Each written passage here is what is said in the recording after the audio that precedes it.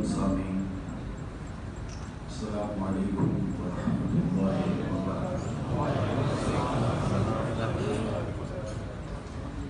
اللہ جل شانہ نے ہم سب کو امت محمدیہ علی صاحب الصلوات میں پیدا کیا، اور یہ اعزاز اور یہ فخر ہمارے ساتھ ہمیشہ جڑا رہے گا۔ حضور کے غلام، یہ سعادت مندی مجھے اور آپ کو ماں کی گود سے نصیب ہوئی۔ وال علیہ رحمہ فرمایا کرتے تھے، نام تو از پدر آموختم، حضور آپ کا نام میں نے اپنے باپ سے سیکھا۔ تو دنیا کے مختلف خطوں میں، مختلف گوشوں میں جب مسلمان جا کے آباد ہوتا ہے، جس کے آپ یہاں آ کے کاروباری سلسلے میں اپنی ضروریات معاش کے لیے یہاں آئے، تو یہاں پہنچ کر کے وہ ہاتھ میں مضبوط گرام جو دین کی ہے وہ چھوٹ نہیں پاتا۔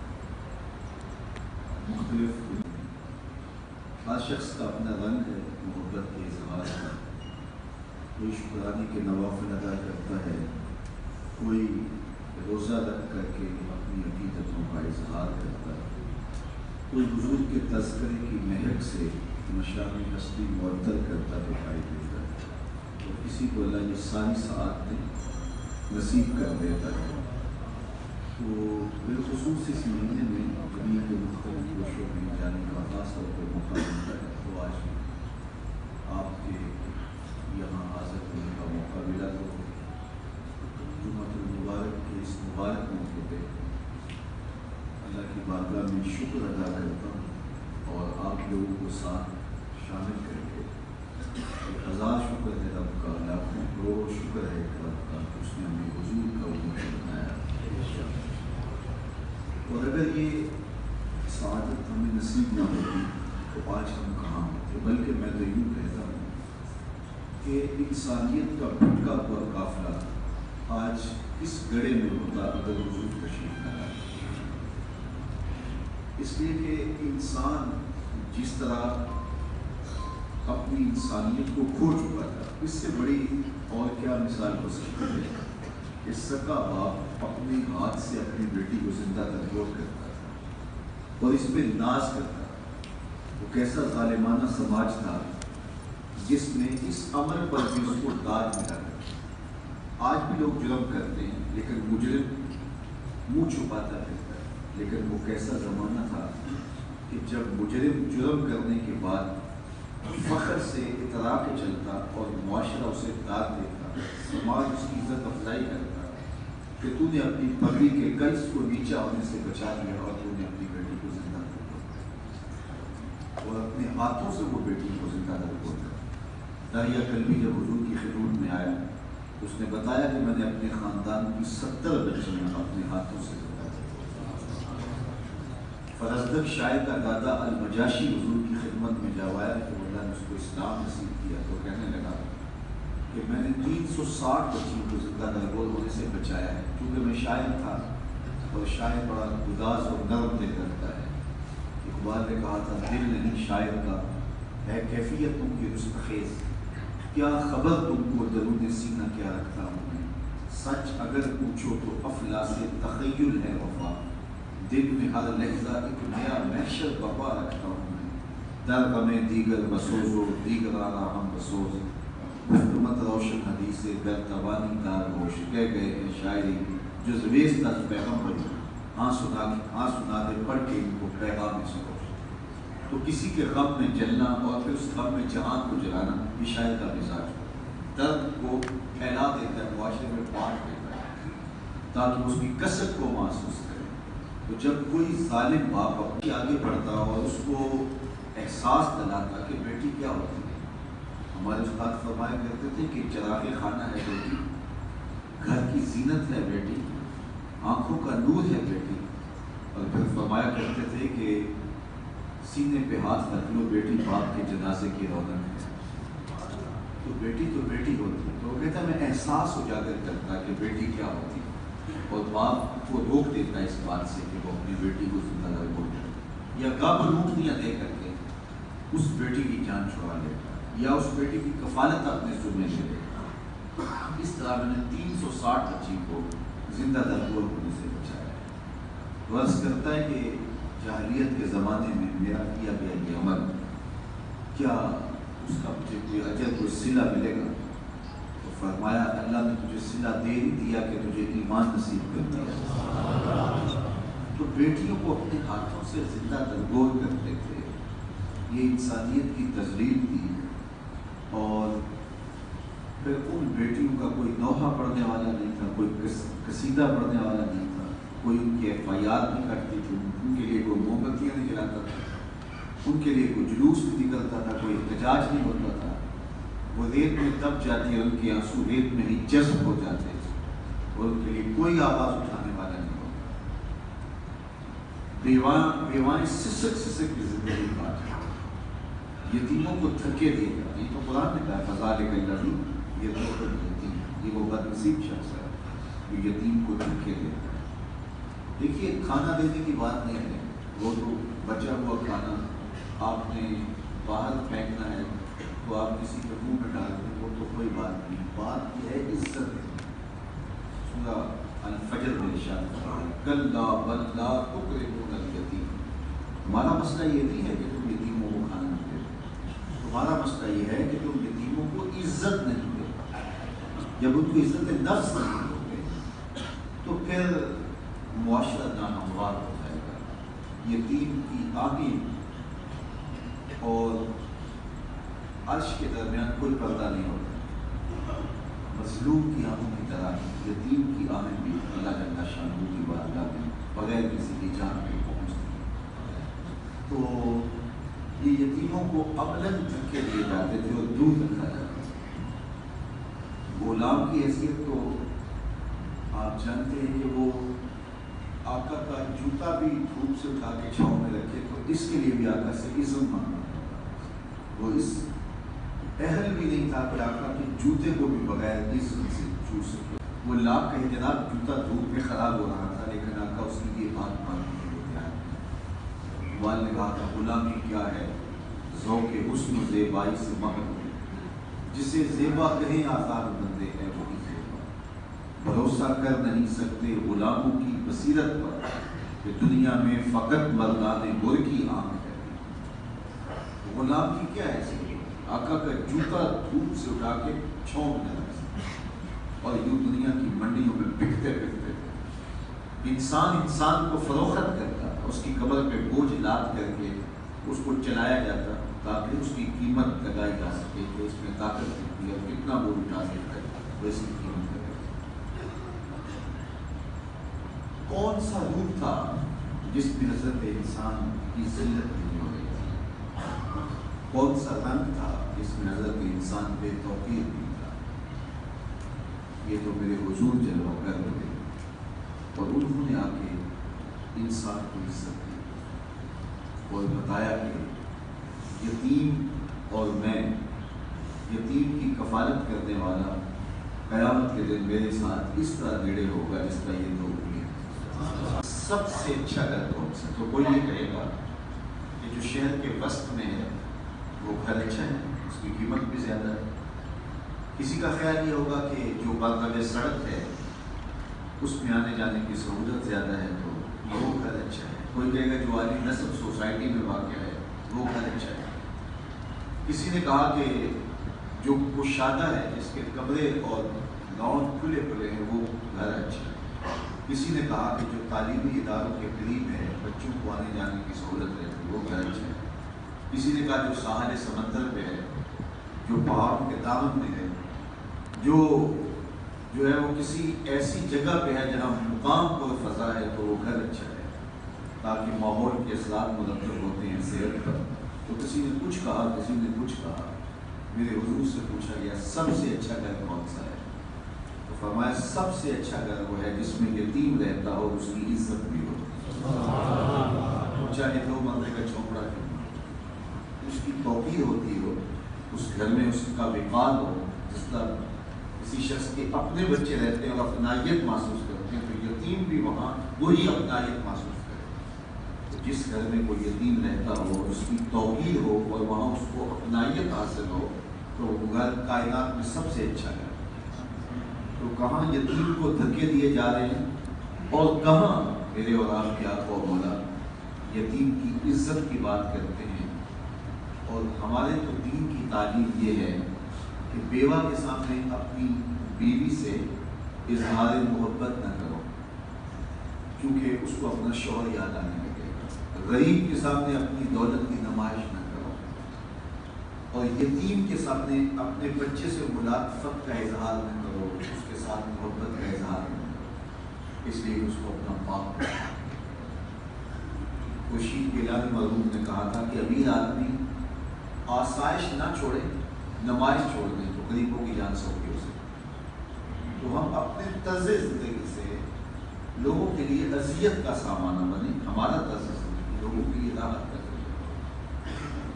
تو بلکہ ہمیں تو یہ سبق دیا گیا، یہ درس پڑھایا گیا کہ اپنے گوشت کی خوشبو سے غریب ہمسائے کو تکلیف نہ دو، یا تو تھوڑا سا پانی زیادہ ڈال دو، شوربے کی پیالی ہمسایوں کا کر دو۔ اور اگر آپ ایسا نہیں کر سکتے تو ایسے زاویے میں، ایسے وقت میں کھانا پکاؤ جب غریب کے بچے سو چکے ہیں، کیونکہ اگر یہ مہک ان تک پہنچی اور وہ اپنے غریب ماں باپ سے ضد کر بیٹھے تو غریب ماں باپ ان کی ضد پوری نہ کر سکے تو ان بلکتے ہوئے بچوں کے آنسو کون پہنچے۔ وہ کیا کسی نے کہا تھا، جو بہن کو سلا دیتی ہے بچوں کو اس ڈر سے گلی میں پھر کھلونے بیچنے والا نہ آ جائے۔ تو معاشرے کے ان طبقوں کو عزت دی میرے حضور نے، ان کو وقار کی مسند پر بٹھایا اور ان کے اتنے لطیف اور باریک جذبات کا خیال رکھا کہ بیوہ کے سامنے اپنی بیوی سے پیار ہو۔ یہ حضور کا دیا ہوا دین ہے، یہ حضور کا لایا ہوا نظام ہے۔ جس غلام کو آقا اس بات پہ کوڑے مارتا تھا کہ تو نے میرے جوتے کو میرے پوچھنے کے بغیر چھوا، تیری اوقات کیا کہ تو نے میرے عزت کے بغیر میرے جوتے کو ہاتھ لگایا، اس غلام کو عزت دیتے ہوئے میرے حضور نے کس مرتبے کو پہنچایا۔ معراج سے واپس پلٹے اور بلال حبشی کو بلا کے کہا، تو کون سا قدموں کی آہٹ سے، کیا خیال ہے اس ایک جملے نے دور غلامی کی تھکن اتار نہیں کی ہو، اور بلال فرش سے اٹھ کے فراز عرش میں بھی پہنچ گیا ہوگا کہ جو آقا کا جوتا بھی نہ چھو سکے اس کو دو جہاں کا سردار کہہ رہا ہے، میں تیرے قدموں کی آہٹ کو جنت میں۔ اللہ اپنے غلاموں سے کہا کہ جو خود کھاتے ہو وہ خود اپنے غلاموں کو کھلاؤ، اور جو خود پہنتے ہو وہ اپنے غلاموں کو پہناؤ، ان کے ساتھ خوبصورت رویے رکھنے کی تلقین کی۔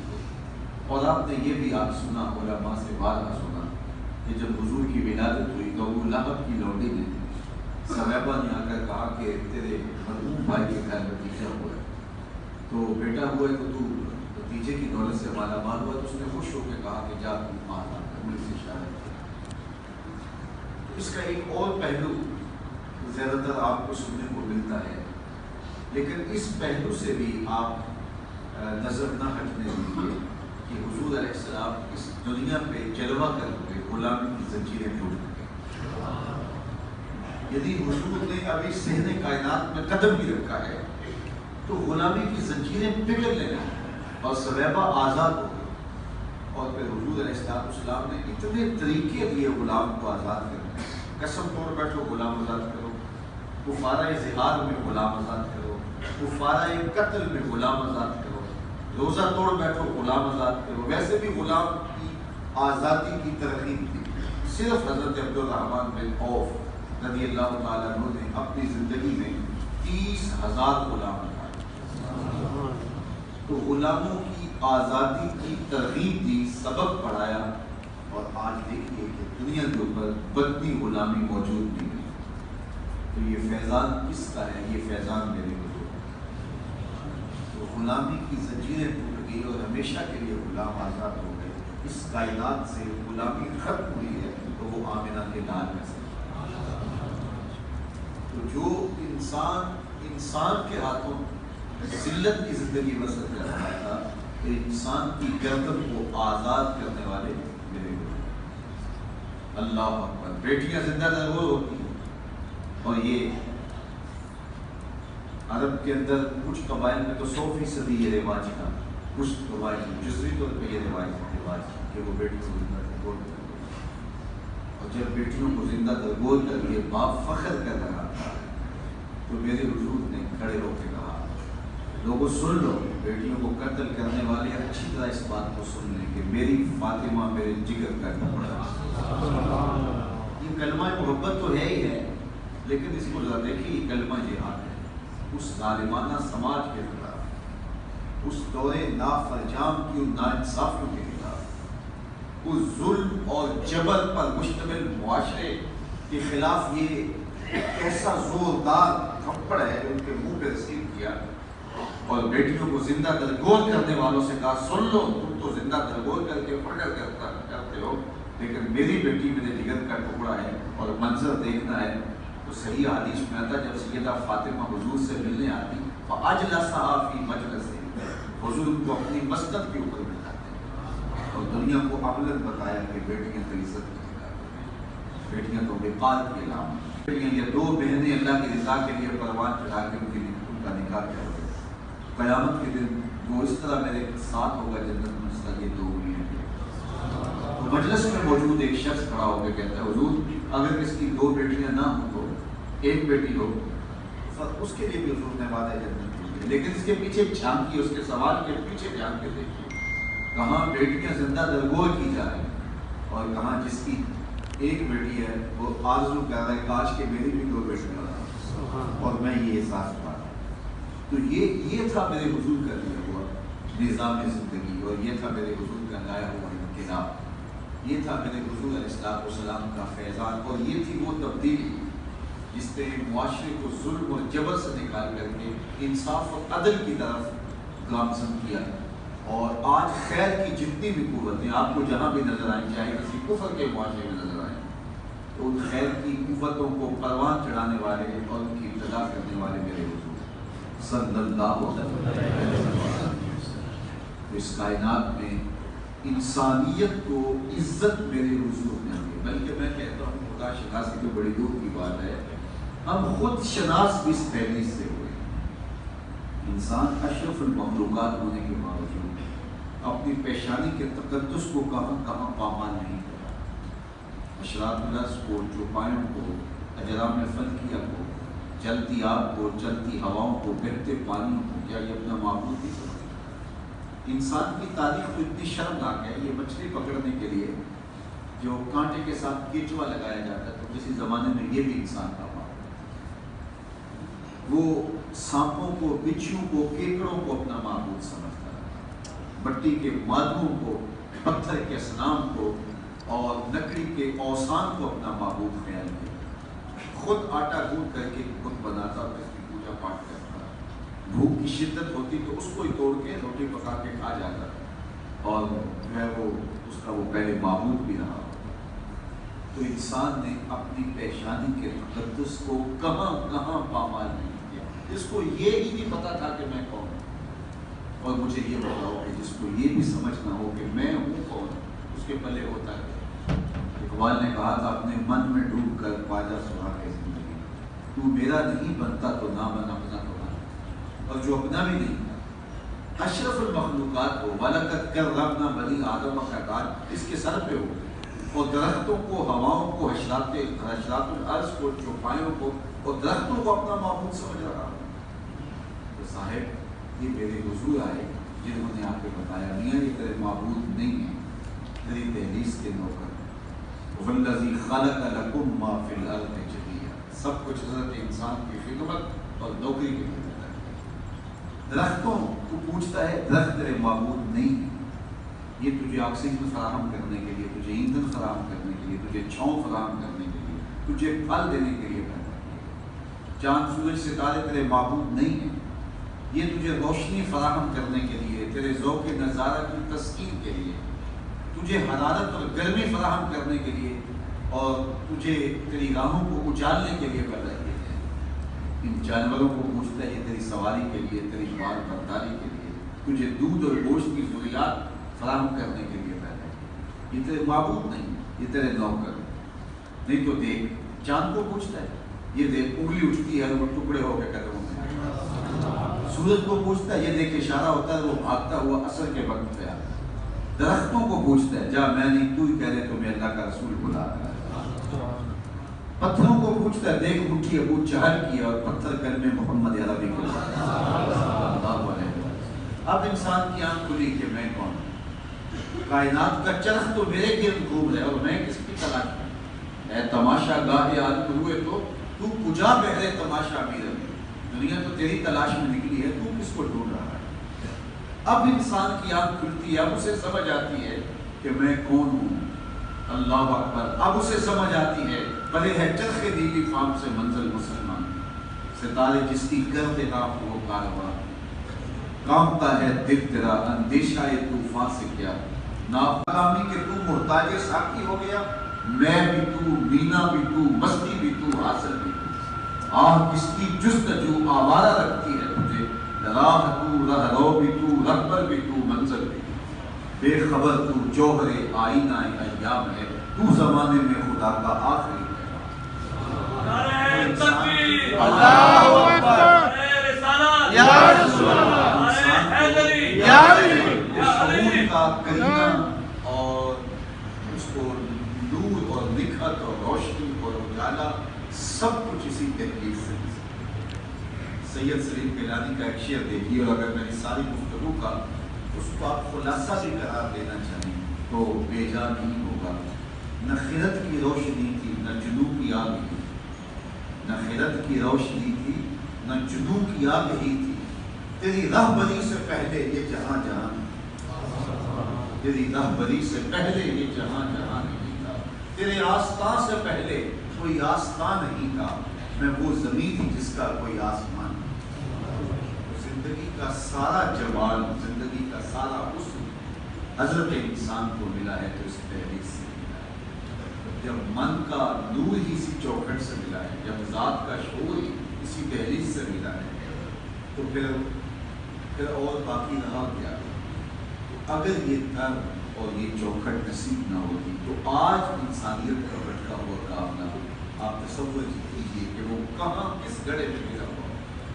بیٹیوں کو زندہ درگور کرنے والے آج کیا کر رہے ہیں، اور یتیموں کو دھکے دینے والے آج کس عمل اور کن رویوں کا شکار ہو، اور اپنے ہاتھوں سے ظلم اور جبر کی داستانیں رقم کرنے کے بعد فخر و مباحات کرنے والے آج کس کیفیت میں؟ اور یہ آج غلام جو انسان کا دست نگر تھا اور جس طرح اس کو ظلم و جبر کا شکار کیا جا رہا تھا، آج وہ کس حالت میں؟ لیکن توقیر انسانیت حضور کے ہاتھوں اللہ نے بلند کی۔ آپ جانتے ہیں فتح مکہ کا دن تھا، اور حضور جب مکہ المکرمہ میں فاتح بن کے داخل ہوئے تو حضور اس قدر عجز میں اللہ کے حضور سر جھکائے ہوئے تھے کہ حضور کے امامے کا جو کوڑ ہے یہ اونٹنے کی کوہان کے ساتھ لگ رہا تھا، لیکن حضور کا جو لطیف تھا، جو حضور کے ساتھ بچہ سوار تھا، وہ خوشی سے اچھلتا تھا۔ بچپنے کی عمر تھی تو اس منظر کو دیکھ کر اس سے رہا نہ جاتا تو خوشی سے اچھلتا، حضور سے روکتے۔ وہ بچہ کون تھا؟ تاریخ میں ڈھونڈیے، وہ کسی سردار کا بیٹا نہیں تھا، حضور کا نواسہ بھی نہیں تھا، کسی انصاری کا شہزادہ بھی نہیں تھا، تو وہ کون تھا جو اس دن خوشی سے جھومتا تھا حضور سے روکتے، اور حضور نے اس کو اس اہم دن اپنے ساتھ بٹھایا تھا؟ تو تاریخ میں ڈھونڈیے تو وہ حضور کے آزاد کردہ غلام اور منہ بولے بیٹے حضرت زید بن حارثہ رضی اللہ تعالیٰ عنہ کا بیٹا اسامہ بن زید رضی اللہ تعالیٰ عنہ، غلام زادے کو اپنے ساتھ اس دن بٹھا کر ابلغ اعلان کیا کہ محمد عربی غلاموں کو عزت دینے آ رہا۔ اچھا، اس غلام کو یوں اپنے ساتھ بٹھایا اور وہاں پہنچے تو دوسرے غلام بلال حبشی کو کعبے کی چھت پہ کہا کہ تم یہاں کھڑے ہو کیا تھا؟ اللہ اکبر کیا، اور دوسرے غلام کو کعبے کی چھت پہ چڑھا کے اعلان کیا کہ میں غلاموں کو عزت دے، معاشرے کے پسے ہوئے طبقوں کو عزتوں کی مسند پہ بٹھایا اور انسان کو انسانیت کی توقیر سکھائی۔ اور سارے انسان برابر ہیں، تو کسی کو کسی پر کوئی فضیلت حاصل نہیں سوائے تک اس درس کو لوگوں کے سامنے رکھا اور اس سبق کو اچھی طرح سے ازبر کروایا اور اچھی طرح سے اس کو یاد کیا، اور اس کا نتیجہ زمانے نے دیکھا کہ جب حضرت سیدنا عمر رضی اللہ تعالیٰ عنہ کے زمانے میں حضرت بلال واپس مدینے آئے، کیونکہ حضور کے وصال کے بعد حضرت بلال حبشی شہر مدینہ چھوڑ گئے، فرماتے تھے کہ اب ان گلیوں میں حضور نظر نہیں آتے، تو ان کا جی نہیں لگتا تھا، تو یہاں سے شام کے شہر نالیہ میں سکونت گزیر ہو گئے۔ اللہ اکبر۔ ایک دن حضور خواب میں ملے اور فرمایا ماں حاضر جفت یا بلال، بلال یہ کیا بے وفائی نہیں، یاد ہو کے ملنے بھی نہیں آتا۔ پھر دن رات سفر کرتے ہوئے مدینہ المنورہ پہنچے، تو سیدنا فاروق اعظم رضی اللہ تعالیٰ عنہ کے جب پہنچا، پتہ چلا کہ بلال آ رہے ہیں، 23 لاکھ مربع میل کی حکمرانی ہے۔ حضرت عمر مسجد نبوی سے باہر نکل کے استقبال کے لیے کھڑے ہیں، اور بلال کے کالے رنگ کو چوما اور کہا یا بلال انت سیدنا، اے بلال تمہارا آقا ہے۔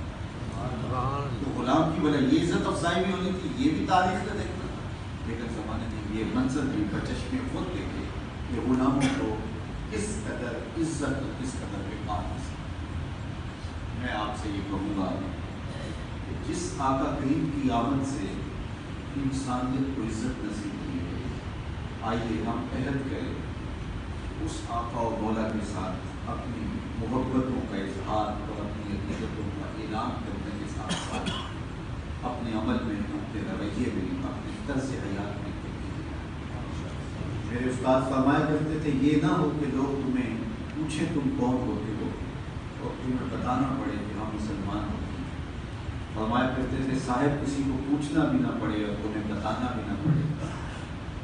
اللہ اکبر۔ تمہاری وضاحت، تمہارا طرز زندگی، تمہارا انداز معاشرت ایسا خوبصورت ہونا چاہیے کہ تم دور سے چلے آ رہے ہو، لوگ پہچان کے کہیں وہ دیکھو آقا کا غلام۔ دور آنکھوں میں تو چہروں پہ اجالے ہوں گے، مصطفیٰ والوں کے انداز میرا جائے۔ ہمارا عمل بتائے کہ ہم حضور کے غلام، ہمارا رویہ بتائے کہ ہم حضور کے غلام۔ اگر ہمارے لبوں پہ حضور کا نام ہے اور ہمارے سینے پہ حضور کے نام کا بیج لگا ہے تو لوگوں کو یقین ہو کہ یہ حضور کا غلام ہے، یہ جھوٹ نہیں بول رہے۔ لوگوں کو اس بات پر جو ہے وہ مکمل اعتماد ہو کہ اس کے نام پہ حضور کا تذکرہ رہتا ہے، یہ وعدہ خلافی نہیں کر سکتا۔ یہ تو اس نبی کا غلام ہے کہ جس نے کسی سے وعدہ کیا کہ میں تمہارے آنے تک یہاں کھڑا ہوں، اور وہ جا کے بھول جاتا ہے، اور حضور 3 دن تک رہے، صرف قضائے حاجت کے لیے جاتے اور پھر وہاں 3 دن کے بعد وہ اچانک اس راستے سے گزرا، دیکھا حضور کھڑے ہیں، بڑا شرمندہ ہوا، یاد آیا کہ تو میرے سے مت ہے۔ وہ آگے بڑا شرمندہ تھا، لیکن اتنا ہی کہا کہ تم نے مجھے مشقت میں ڈالا۔ اصول اس کا ہے، لیکن 3 دن تک میرے حضور، اور ہم نے خود کسی سے وعدہ کیا ہو کہ میرے پاس دفتر میں آنا، میرے پاس گھر میں آنا، فلاں جگہ پہ آنا، فلاں دن نہیں۔ اور جب وہ آئے تو ہم بچے کو کہہ دیتے ہیں کہ جا کہہ دو کہ بابا گھر نہیں تھا، وعدہ ہم نے خود کیا۔ ہم کیسے حضور کی غلامی کا دعویٰ کر سکتے ہیں؟ ہمارا عمل جب یہ نہیں بتائے گا، ہمارا رویہ جب یہ نہیں بتائے گا۔ صاحب حضور علیہ السلام سے پوچھا گیا کہ مومن بزدل ہو سکتا ہے؟ کہا نہیں، بہادر ہوتا ہے، لیکن ہو سکتا ہے کبھی اس سے بزدلی بھی ہو جائے۔ پھر کہا کہ مومن سخی ہوتا ہے، فرمایا ہاں سخی ہوتا ہے، لیکن ہو سکتا ہے کبھی اس پہ بخل بھی ہو جائے۔ تیسری بات پوچھی کہ مومن جھوٹا ہو سکتا ہے، فرمایا جھوٹا نہیں ہو سکتا، یہ طے شدہ ہے۔ میں ذرا اپنے اندر دوں، میں دوسروں کو دیکھتا ہوں، ذرا پہلے اپنے آپ کو دیکھوں کہ میرے رویے میں، میرے طرز زندگی میں، میرے قول میں، میرے فعل میں کہیں جھوٹ تو نہیں ہے، اور اگر میں جھوٹا ہوں تو پھر مجھے شرم کرنی چاہیے کہ میں پھر حضور کا غلام کیسے ہوں۔ آج پوری دنیا کے اوپر ہم غالب ہونے کے خواب دیکھتے ہیں، ہمیں دیکھنے چاہیے، لیکن پہلے اپنے نفس پہ تو غلبہ پالیں، پہلے اپنی اخلاقی اقدار کو تو بلند کر لیں، پہلے ہم اپنے بچوں کے سامنے تو سرخرو ہو جائیں۔ ہمارے بچے اگر یہ سوچتے ہوں کہ ہمارا باپ کیسا مسلمان ہے، ہمارے ہمسائے سوچتے ہوں ہمارا ہمسایہ کیسا مسلمان ہے، ہمارے شاگرد سوچتے ہوں ہمارا استاد کیسا مسلمان ہے، ہمارے رشتہ دار کہتے ہوں کہ یہ صاحب کیسا مسلمان ہے، تو پھر ہم پوری دنیا کے دوسرے لوگوں کو کیسے دکھا سکتے ہیں کہ ہم کیسے مسلمان ہیں؟ تو ہم اپنے رویے کو اتنا خوبصورت بنائیں، اتنا خوبصورت بنائیں، پھر تمہیں تبلیغ کی بھی ضرورت نہیں ہوگی، تمہاری چہرے ہی دلوں میں عکس ڈال دیں، لوگ تمہیں دیکھ کر کے جو ہے وہ حضور کی غلامی اختیار کرتے چلے جائیں۔ ہمارے بزرگوں نے یہی تو کیا تھا، ایک ایک حضور کے غلام کی نظر سے 90 لاکھ کافروں نے کلمہ توحید یوں تو نہیں پڑھا۔ محمد بن حسن الشیبانی جب بصرے میں آتے ہیں تو ایک مناظرہ کرنے کے لیے یہودی کھڑا ہے کہ مسلمانوں کا امام آئے، ایسے سوال کروں گا کہ وہ چکرا کے رہ جائے گا، اور جو ہی امام محمد آئے، چمکتا ہوا چہرہ، روشن پیشانی، عمل کا نور اور آنکھوں میں حیا کی بجلیاں، اور جو ہی نظر بڑی فریفتہ ہو گیا اور کلمہ پڑھنا شروع کر دیا، تو مسلمانوں نے کہا تو مناظرہ کرنے آیا تھا، تو نے کوئی سوال بھی نہیں اٹھایا، کیسے مان لیا؟ تو اس نے کہا جب میں نے امام محمد کے چمکتے ہوئے چہرے کو دیکھا تو بے ساختہ پکار پڑا کہ جب مسلمانوں کے چھوٹے محمد کی یہ شان ہے تو بڑا محمد کیسا؟ یہ شان ہے خدمت گاروں کی، سرکار کا عالم۔ تو صاحب بس یہی آپ سے بات ہے، چونکہ آج یہاں آیا تو انہوں نے بھی 10-15 منٹ کسی اور جگہ گفتگو کا رکھا ہے، تو وہاں پہنچنا بھی مجھے بلا رہا ہے اور میں وقت کے دامن میں اتنی گنجائش نہیں دیکھ رہا۔ تو جی اتوار نماز ظہر کے بعد یہاں میلاد النبی کا جلوس ہوگا، اور پھر یہی اسی مسجد کے ہال میں اجتماع ہوگا، تو وہاں تفصیل سے کسی عنوان سے گفتگو ہوگی، تو تفصیل سے وہاں پھر بات کرنے کا موقع مل جائے گا۔ تو آج میں نے آپ سے یہی کہنا ہے کہ اپنے رویے اور اپنے عمل اور اپنے طرز زندگی، یہ ساری دنیا سب کچھ نہیں ہے کہ ہر وقت صبح سے لے کر شام تک ہماری قدر و کاوش محنت یہی ہو کہ ہم نے کمانا ہی کمانا ہے۔ اقدار بھی کوئی چیز ہوتی ہے، اخلاقیات بھی کوئی چیز ہوتی ہے، وعدہ بھی کچھ ہوتا ہے، زبان کی سچائی یہ ہمارے آتے، یہ ہمارے دین کی تعلیم ہے۔ ہم کس طرح کے مسلمان، کس طرح اپنا نقشہ لوگوں کے سامنے پیش کر سکتے ہیں؟ تو میں اور آپ اپنے رویوں کو اتنا خوبصورت رکھیں کہ کوئی ہم سے ملے، کوئی معاملت کرے ہم سے، کوئی کاروبار کرے، کوئی ہم سے رشتہ داری کرے تو اسے پتہ ہو کہ مسلمان سے ہمارا تعلق ہوا ہے، حضور کے غلام سے، حضور کے نوکر سے ہمارا تعلق ہوا ہے۔ اللہ مجھے آپ کو اپنے اعمال کی خوبصورتی کی توفیق عطا فرمائے، اور جس نبی علیہ السلام نے ہمیں یہ خوبصورت دین دیا اور جن کے آنے سے اتنی خوبصورت تبدیلی پیدا ہوئی اور معاشرے کو نور اور عرفان ذات نصیب ہوا اور انسانیت کو انسانیت کے اجالے نصیب ہوئے، اس نبی کے ساتھ محبت کا حق ہی ہے کہ ان کے لائق و نظام زندگی کو اپنی روح میں اتار دیا جائے۔ اقبال کے سارے کلام کا رس نہ چھوڑیں تو خلاصہ یہ نکلتا ہے کہ محمد سے وفا تو نے تو ہم تیرے ہیں، یہ جہاں چیز ہے کیا لوح و قلم تھے۔ اقبال کہتے ہیں حضور سے وفا کرو، پھر قلم بھی تمہیں دے دیں گے، تختی بھی تمہیں دے دیں گے، پھر جو لکھنا ہوا خود ہی لکھ لینا، تمہاری تقدیر کے فیصلے کہیں اور نہیں ہوں گے، بلکہ خدا بندے سے خود پوچھے گا، بتا دے گا۔ لیکن شرط یہ ہے کہ وفا کا رشتہ ان سے مستحکم ہو۔ اللہ مجھے آپ کو اپنی پناہوں کے حساب میں رکھے۔ وآخر دعوانا ان